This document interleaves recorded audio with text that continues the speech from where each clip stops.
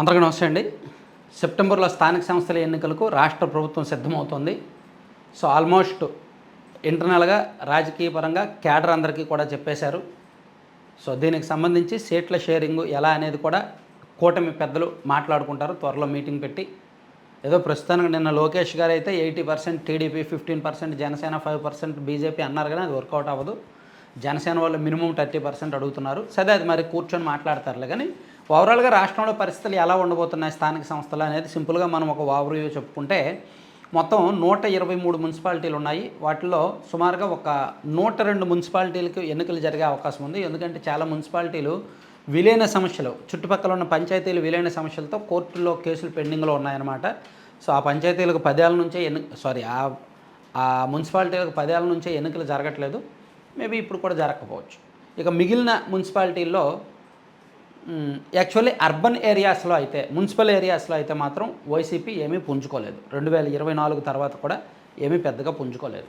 బహుశా కడప, పులివెందుల, పొద్దుటూరు లాంటి ప్రాంతాల్లో కావచ్చు, లేదా నంద్యాల అండ్ ఆళ్ళగడ్డ, కర్నూలు లాంటి ఆ ప్రాంతాల్లో కావచ్చు, లేదా పొంగనూరు అటువంటి ప్రాంతాల్లో, అంటే రాయలసీమలోని ఒక 6 నుంచి 8 మున్సిపాలిటీల్లో వైసీపీ బలంగా ఉంది. ఇంకా రాష్ట్ర వ్యాప్తంగా ఇంకెక్కడ కూడా ఆ ఛాన్స్ అయితే లేదు. సో ఓవరాల్గా ఈ 100 మున్సిపాలిటీలకు గాను వైసీపీ బలంగా పోటీ ఇవ్వగల మున్సిపాలిటీలు 30 నుంచి 40 ఉన్నాయి. గెలుచుకునే అవకాశాలు ఓవరాల్గా వాళ్ళు గట్టిగా ఫైట్ చేస్తే 15 ఉండొచ్చు. ఖచ్చితంగా 8 అయితే గెలుచుకుంటారు. మిగిలిన ఒక 15-20 వరకు ఛాన్స్ ఉంటాయి.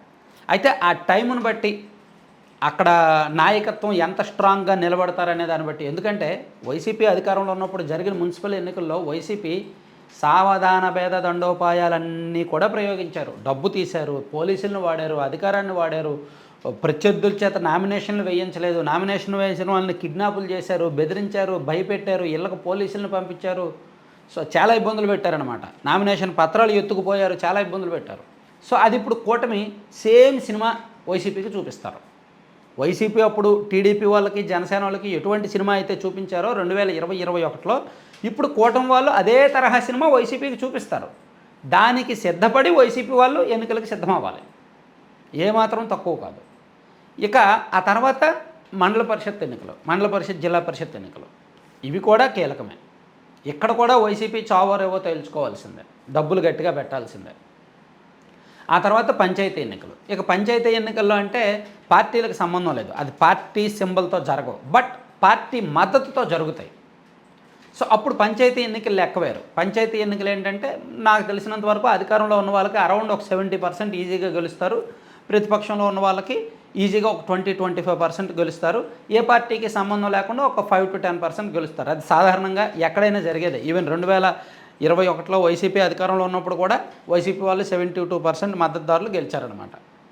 అంటే అధికారంలో ఉన్న వాళ్ళకి అది ఈజీ. కానీ పార్టీ సింబల్తో జరిగే ఎన్నికలే కీలకం. ఆ పార్టీ ఖాతాల్లోకి వస్తాయి, ఆ పార్టీ అసలైన బలాన్ని చూపిస్తాయి. సో వైసీపీ ఈ 2 ఏళ్లలో ఎంత పుంజుకుంది, ఎక్కడెక్కడ పుంజుకుంది అనేదానికి ఈ స్థానిక సంస్థల ఎన్నికలు ఖచ్చితంగా. ఇక జగన్మోహన్ రెడ్డి గారు కూడా స్థానిక సంస్థల ఎన్నికల్ని చాలా సీరియస్గా తీసుకున్నారు. ఎక్కడ యునానిమస్ అయినా సరే దాని మీద ఎంక్వైరీ చేస్తాం, ఏమో పార్టీ పరంగా ఇంటర్నల్గా ఏమైనా కాంప్రమైజ్ అయిపోయారా, ఆ ఇన్ఛార్జ్ ఏమైనా పట్టించుకోలేదా అనేది ఎంక్వైరీ చేపిస్తామని ఆల్రెడీ లీడర్లందరికీ చాలా సీరియస్గా చెప్పారు. సో వైసీపీ చాలా ప్రెస్టీజియస్గా ఉంది స్థానిక సంస్థల ఎన్నికల విషయంలో. ఎందుకంటే వాళ్ళ నమ్మకం ఏంటంటే, ప్రభుత్వం వచ్చిన 2.5 ఏళ్ల తర్వాత ఎన్నికలు అవుతున్నాయి కాబట్టి, ఇప్పుడు కొంతమంది స్థానిక సంస్థల ఎన్నికల ప్రతినిధులు ఉంటే వచ్చే ఎన్నికల నాటికి వాళ్ళు బలంగా పనిచేయగలరు అనే నమ్మకం జగన్మోహన్ రెడ్డి గారిది.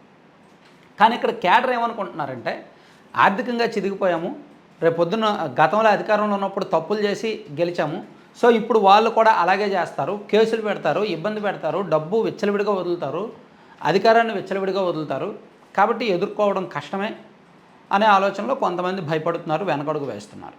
చూడాలి ఇది మొత్తం. ఇంకా అన్నిటికీ మించి ఆసక్తికరమైన అంశం ఏంటంటే, వైసీపీ అధికారంలో ఉన్నప్పుడు కుప్పం మున్సిపాలిటీని గెలుచుకుంది వైసీపీ. ఇప్పుడు కూటమి అధికారంలోకి వచ్చిందిగా, పులివెందుల మున్సిపాలిటీని గెలుచుకోవడానికి కూటమి ఆల్రెడీ పావులు కదుపుతోంది. సేమ్ కుప్పంలో వైసీపీ వాళ్ళు అప్పట్లో ఏదైతే గేమ్ ప్లాన్ చేశారో ఇప్పుడు పులివెందుల్లో కూడా అదే తరహా గేమ్ ప్లాన్ చేయడానికి టీడీపీ సన్నాహాలు చేస్తోంది. అయితే అంత క్రూరంగా వెళ్తారా లేదా అనేది చూడాలి. సో మొత్తానికి స్థానిక సంస్థల ఎన్నికలు చాలా ఉత్కంఠగా, చాలా హోరాహోరీగా జరగబోతున్నాయని అయితే చెప్పుకోవచ్చు. Thank you.